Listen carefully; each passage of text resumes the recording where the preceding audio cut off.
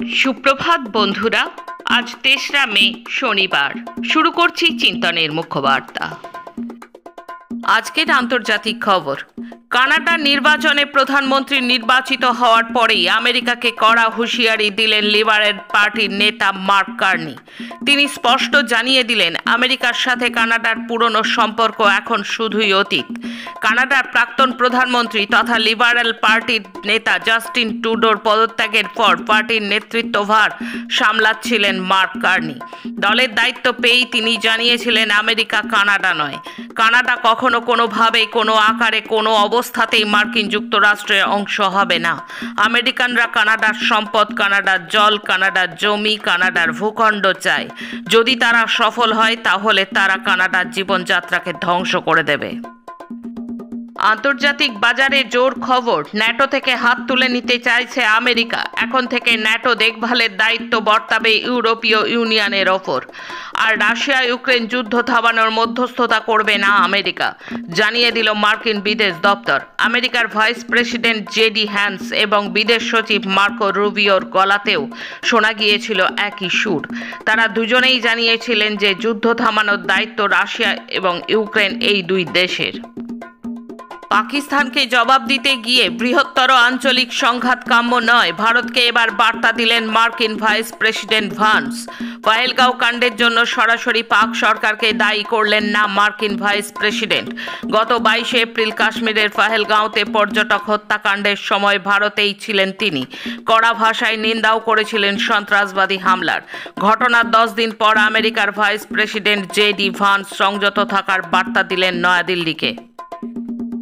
ভয়াবহ ভূমিকম্প আর্জেন্টিনায়। রিক্টার স্কেলে কম্পনের মাত্রা ছিল 7.5। সুনামির সতর্কতা জারি করার কয়েক মিনিটের মধ্যেই কেঁপে ওঠে দেশটির দক্ষিণ অংশ।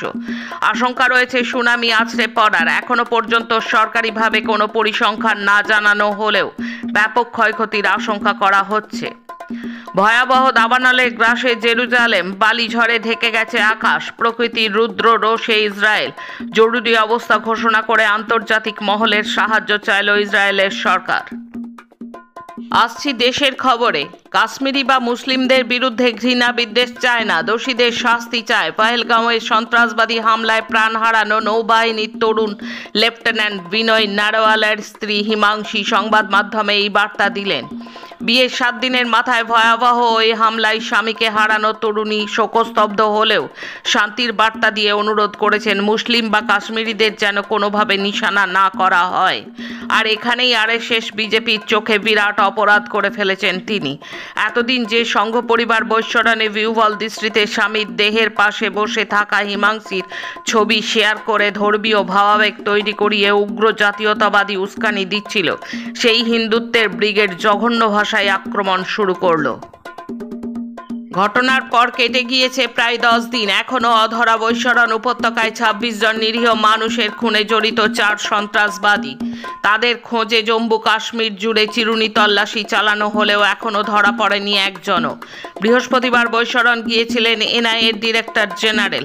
আপাতত যে সব তথ্য সামনে আসছে তাতে স্পষ্ট যে এখনও ভারতীয় ভূখণ্ড পার করতে পারেনি সন্ত্রাসবাদীরা। তবুও কেন তাদের ধরা যাচ্ছে না, উঠছে প্রশ্ন। কর্তব্য পালন করতে গিয়ে বারবার স্বার্থান্বেষীদের রোষে পড়েছেন তিনি। রাজনীতি কারবারিরা বদলির হুমকি দিয়েছেন তাকে। কর্মস্থল পাল্টে গিয়েছে শহর থেকে শহরে। 33 বছর 7 মাসের কর্মজীবনে 57 বার বদলি হয়েছেন তিনি। এবার অবসর নিলেন দিল্লি আইএএস অফিসার অশোক খেমকা।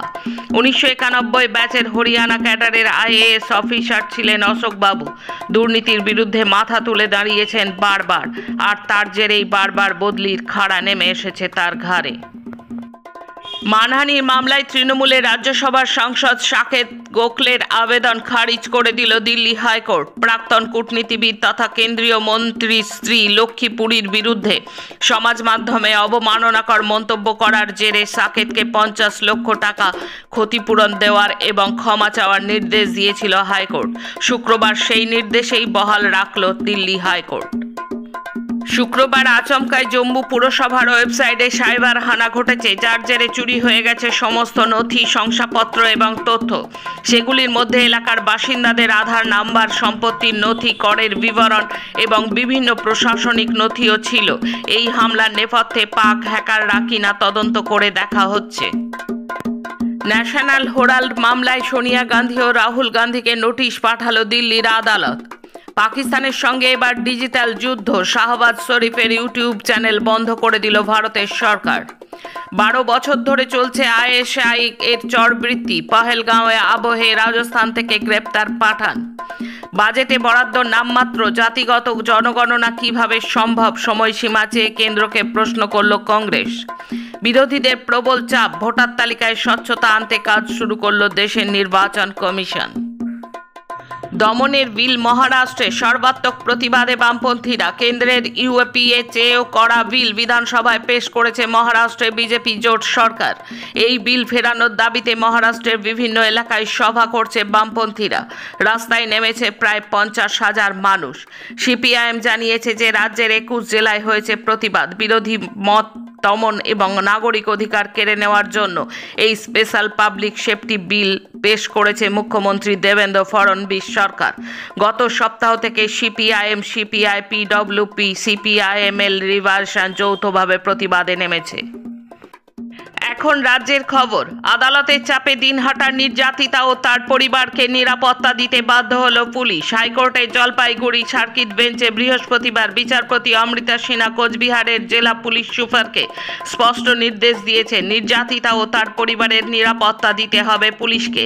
সেই সঙ্গে বিচারপতি অমৃতা সিনহা নির্দেশ দিয়েছেন, নির্যাতিতা ও তার বাবা মায়ের বিরুদ্ধে অভিযুক্ত যে এফআইআর করেছে পরবর্তী শুনানি অবধি দিনহাটা মহিলা থানার পুলিশ ওই এফআইআরের ভিত্তিতে কোনো ব্যবস্থা নিতে পারবে না। উল্লেখ্য, দিনহাটার আটিয়াবাড়ি সেই প্রতারিত এবং নির্যাতিতার এফআইআরের জেরে অভিযুক্ত গ্রেপ্তার হলেও নির্যাতিতা ও তার মা নিজের বাড়িতেই দিনহাটা মহিলা থানার পুলিশের তদন্তের সময়ে তাদের উপস্থিতিতেই অভিযুক্তের স্ত্রী এবং ছেলে ও তাদের দলবলের হাতে প্রহৃত হন। দিনহাটা মহিলা থানায় নিরাপত্তা চেয়ে আবেদন করলেও পুলিশ কোনো ব্যবস্থা নেয়নি। উল্টে হামলাকারীরা মিথ্যা মামলা করে প্রকাশ্যে ঘুরে বেড়াচ্ছে ও দেখে নেওয়ার হুমকি দিচ্ছে। স্কুল বন্ধের বিরুদ্ধে আরও জোরদার হবে আন্দোলন, বলল এসএফআই। গরমের ছুটির নাম করে অনির্দিষ্টকালের জন্য এ রাজ্যের স্কুলগুলিতে তালা লাগিয়ে দিয়েছে রাজ্যের শিক্ষা দপ্তর। আসলে এভাবেই আড়াল থেকে শিক্ষাকে বেসরকারিকরণে অপচেষ্টায় লিপ্ত হয়েছে কেন্দ্র ও রাজ্যের সরকার। শিক্ষাকে বেসরকারিকরণের প্রথম ধাপই হচ্ছে সরকারি শিক্ষা ব্যবস্থাকে লাটে তুলে দেওয়া। এর বিরুদ্ধে রাজ্য জুড়ে দুর্বার ছাত্র আন্দোলনের রূপরেখা তৈরি করেছে এসএফআই।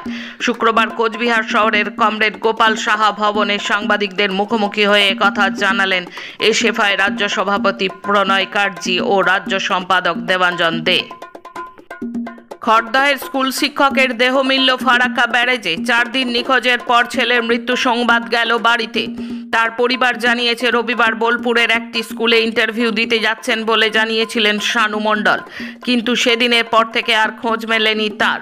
পুলিশ সূত্রে খবর, মৃতের নাম শানু মণ্ডল। মালদহের কালিয়াচকে একটি স্কুলে শিক্ষকতা করতেন তিনি।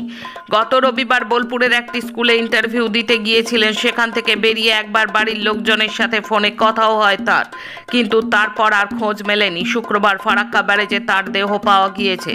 পুলিশ সূত্রে খবর, মৃতের গলায় আঘাতের চিহ্ন পাওয়া গিয়েছে। পরিবারের অভিযোগ, খুন করা হয়েছে, তবে নির্দিষ্ট করে সন্দেহজনক কারো নাম বলতে পারেননি তারা। ব্যস্ত সময় সল্টলেকে সেক্টর 5-এ বিধ্বংসী আগুন। শুক্রবার সেক্টর 5-এর একটি রাসায়নিক কারখানায় আগুন লাগে। মুহূর্তের মধ্যে সেই আগুন ছড়িয়ে পড়ে। আগুন লাগার কারণ জানা যায়নি, তবে বিস্ফোরণের শব্দ শোনা গেছিল। শেষে খেলার খবর। ভারতের ফুটবল ফেডারেশন বা অল ইন্ডিয়া ফুটবল ফেডারেশনের সেরা ফুটবলার নির্বাচিত হলেন মোহনবাগান অধিনায়ক শুভাশিস বোস। সেরা গোলরক্ষকের পুরস্কার পেলেন মোহনবাগান গোলরক্ষক বিশাল কাইত। এছাড়াও মহিলাদের সেরা ফুটবলার হলেন ইস্টবেঙ্গলের সৌমিয়া গুগলত। ইস্টবেঙ্গলেরই গোলরক্ষক পান্থই চানু পেলেন সেরা মহিলা গোলরক্ষকের পুরস্কার। লস অ্যাঞ্জেলস অলিম্পিকে যুক্ত হতে চলেছে তীরন্দাজির কম্পাউন্ড বিভাগ। 1972 সালে প্রত্যাবর্তনের পর থেকে গেমসে নিয়মিত অংশ হয়ে উঠেছে তীরন্দাজি। এতদিন শুধু রিকার্ভ বিভাগেই আয়োজন করা হতো, তবে গেমসের পরবর্তী সংস্করণে কম্পাউন্ডের মিক্স টিম ইভেন্টও থাকছে। আজকের মুখ্য বার্তা এই পর্যন্ত। নমস্কার।